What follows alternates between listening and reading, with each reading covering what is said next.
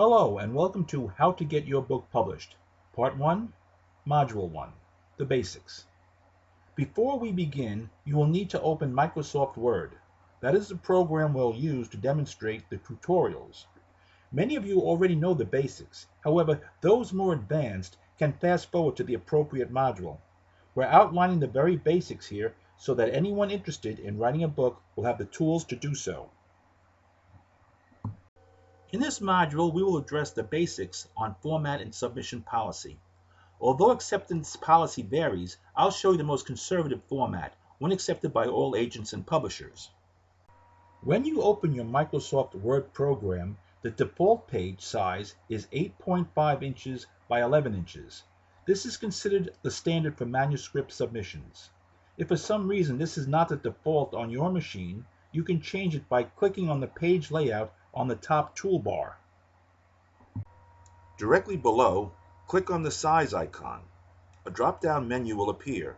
Check and see if it contains letter 8.5 by 11. If so, click that box. If not, go to the bottom, click on the box that reads More Paper Sizes. This box will appear.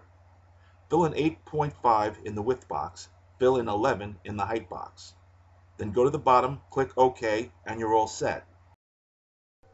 Next, go to the top toolbar, far left side, click on Home. Directly under the words Page Layout is a box with a drop-down menu.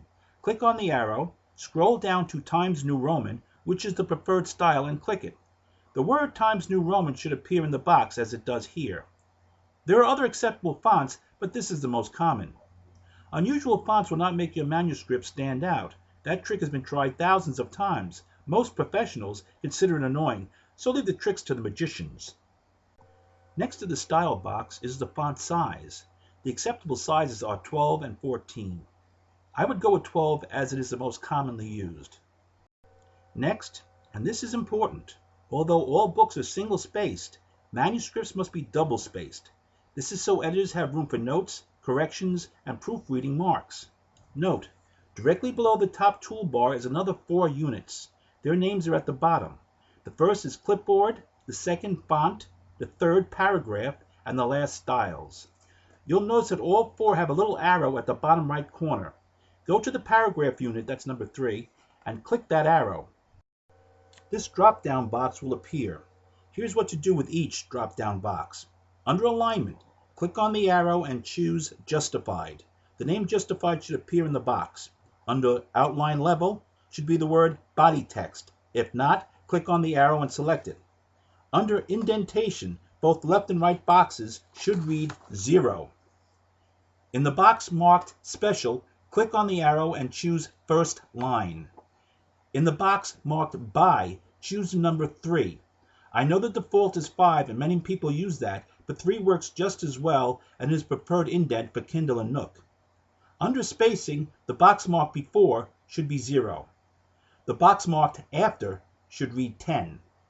To the right under Line Spacing, click on the arrow and choose Double. Leave the At box blank.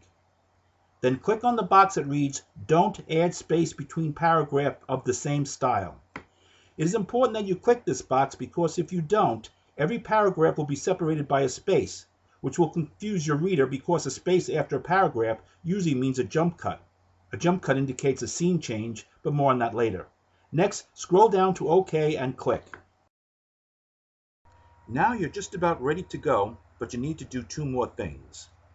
Go to the top toolbar and click on Insert. In the 5th unit to the right, you'll see the header and footer unit. Click on the header icon.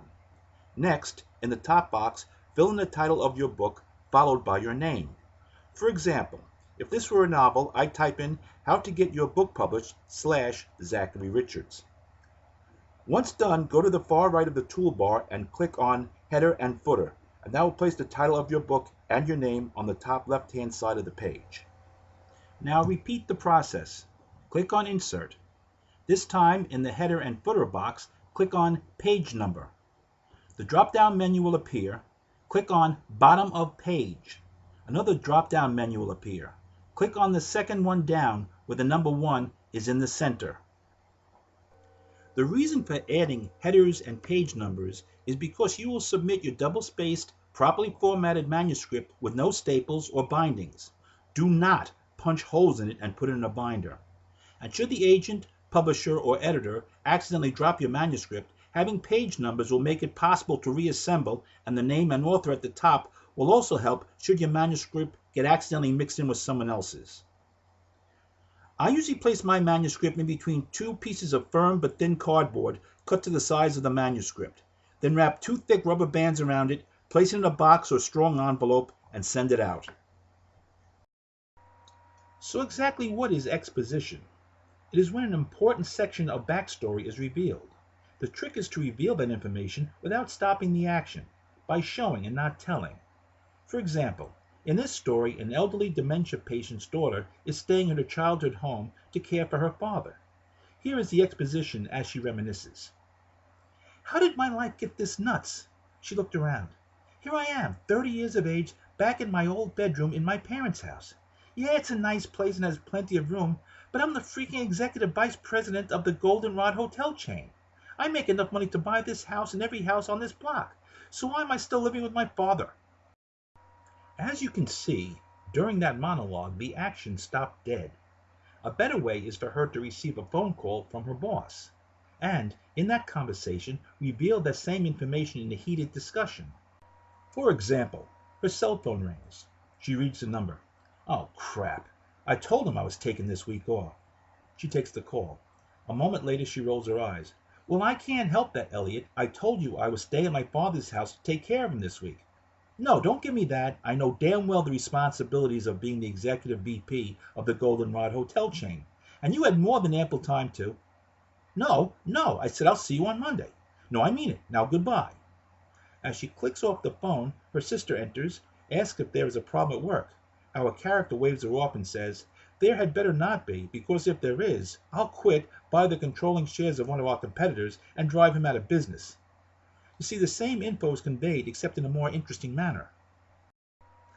Rookie mistake number 2, writing in the passive voice. The passive voice makes for a boring read. An example of the passive voice is, "We were invited to a party by our neighbors." The active voice of that same sentence would be, "Our neighbors invited us to a party." Another example of the passive voice, "Joan was verbally abused by the critics." The active voice would be, "The critics verbally abused Joan."